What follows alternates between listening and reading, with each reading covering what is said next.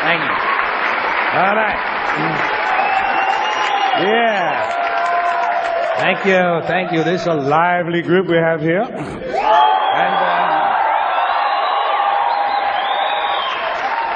And a good-sized audience, too. And I want to mention that this is probably, I really haven't seen this many people in one place since they took the group photographs of all the criminals and lawbreakers in the Ronald Reagan administration. Oh.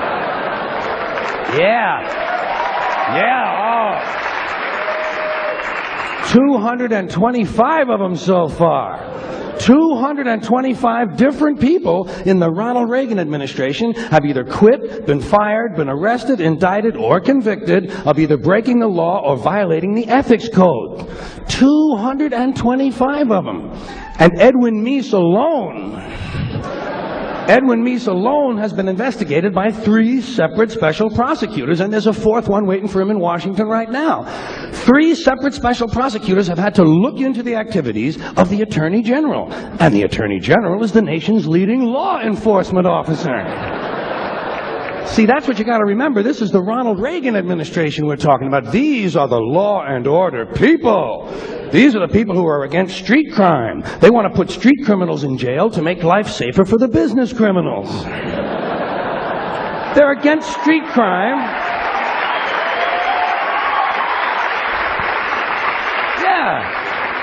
Yeah, they're against street crime, providing that street isn't Wall Street. And the Supreme Court decided about a year ago that it's all right to put people in jail now if we just think they're going to commit a crime. It's called preventive detention. All you got to do now is just think they're going to commit a crime. Well, if we'd have known this shit 7 or 8 years ago, we could have put a bunch of these Republican motherfuckers directly into prison.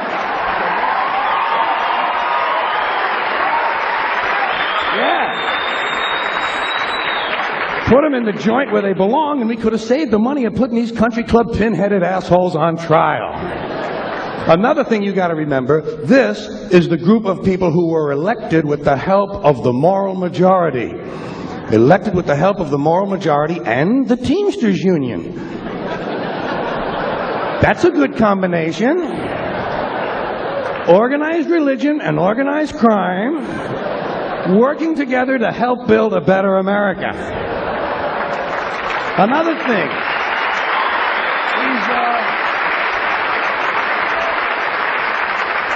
keep in mind, these Reagan people are the ones that were going to get government off our backs. Remember that? That was the rhetoric of the 1980 campaign. We'll get government off your backs and out of your lives. Yeah, but they still want to tell you what magazines you can read, and they still want to tell you what rock lyrics you can listen to, and they still want to force your kids to pray in school, and they still want to tell you what you can say on the radio. The FCC, the Federal Communications Commission, decided all by itself that radio and television were the only 2 parts of American life not protected by the free speech provisions of the First Amendment to the Constitution. I'd like to repeat that because it sounds vaguely important. The FCC, an appointed body, not elected, answerable only to the president, decided on its own that radio and television were the only 2 parts of American life not protected by the First Amendment to the Constitution. And why did they decide that? Because they got a letter from a minister in Mississippi.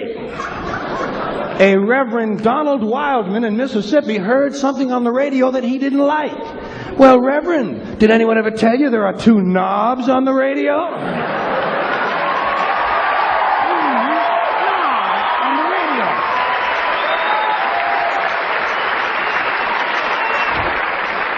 Of course, I'm sure the Reverend isn't that comfortable with anything that has 2 knobs on it. But hey, Reverend, there are 2 knobs on the radio. One of them turns the radio off, and the other one changes the station. Imagine that, Reverend. You can actually change the station. It's called freedom of choice, and it's one of the principles this country was founded upon. Look it up in the library, Reverend, if you have any of them left when you finish burning all the books.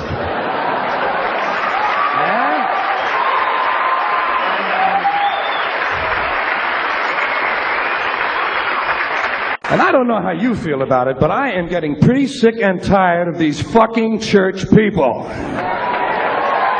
have just about had it with these fucking church people, all of them. You know what I say we ought to do with these churches? Tax them. Tax these motherfuckers. If they're so interested in politics and government policy and public policy, let them pay their admission price like everybody else. Tax them. Hey, the Catholic Church alone could wipe out the federal budget deficit if all you did was tax them on their real estate holdings.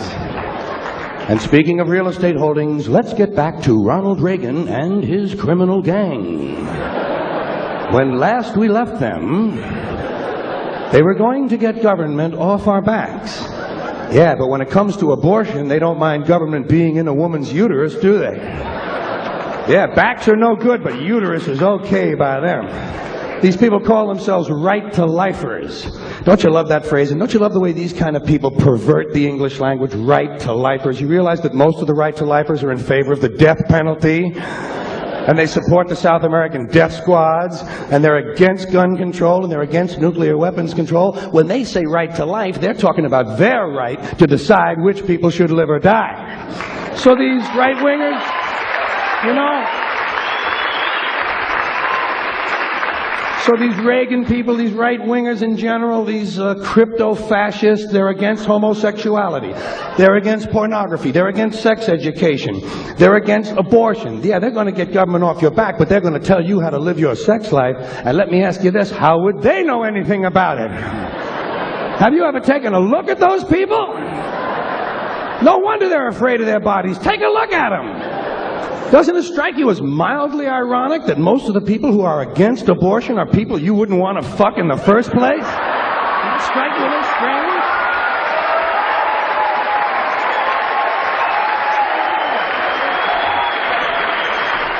Well, hey, I'm the first one to say it's a great country, but it's a strange culture. We got a strange culture. This has got to be the only country in the world that could ever come up with a disease like bulimia. Got to be the only country in the world where some people have no food at all and other people eat a nourishing meal and puke it up intentionally. This is a country where tobacco kills 400,000 people a year, so they ban artificial sweeteners. Because a rat died. You know what I mean?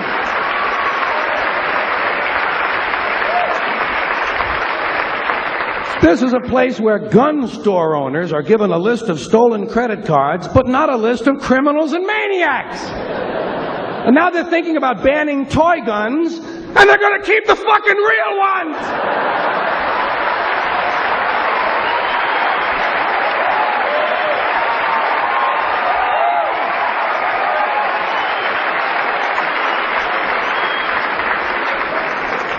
This is a place where alcohol ruins more lives than cancer, and everybody gets upset when some athlete gets hooked on cocaine.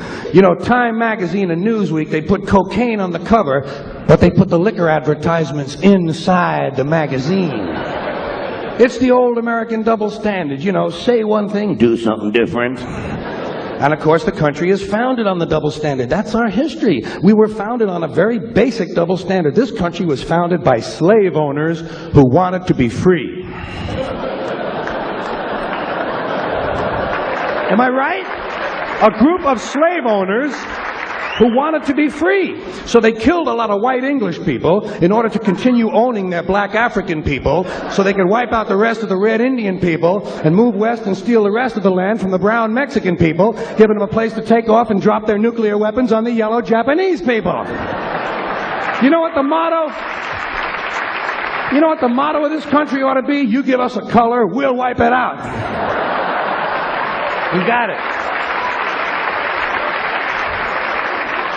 So anyway, about 80 years after the Constitution is ratified, 80 years later, the slaves are freed.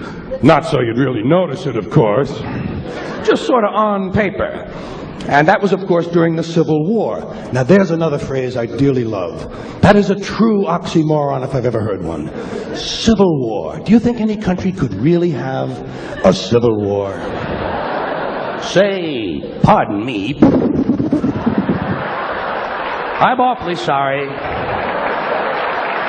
I'm awfully sorry.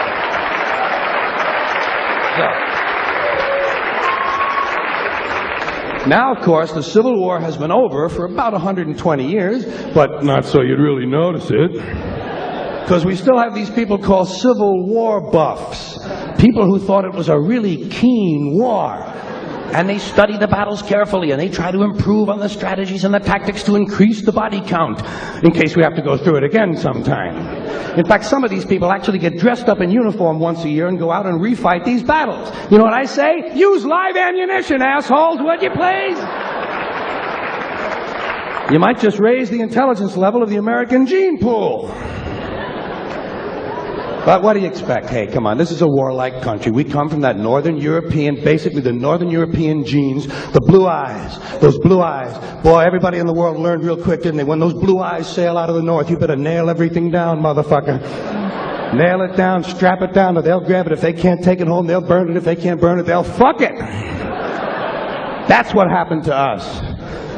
And it's a warlike country. Come on. I mean, forget foreign policy. Even the domestic rhetoric is warlike. Everything about our domestic policy invokes the thought of war. We don't like something in this country, we declare war on it. The war on poverty, the war on drugs, the war on crime, the war on AIDS, the war on cancer. We got the only national anthem that mentions fucking rockets and bombs in the goddamn thing. You know what I mean?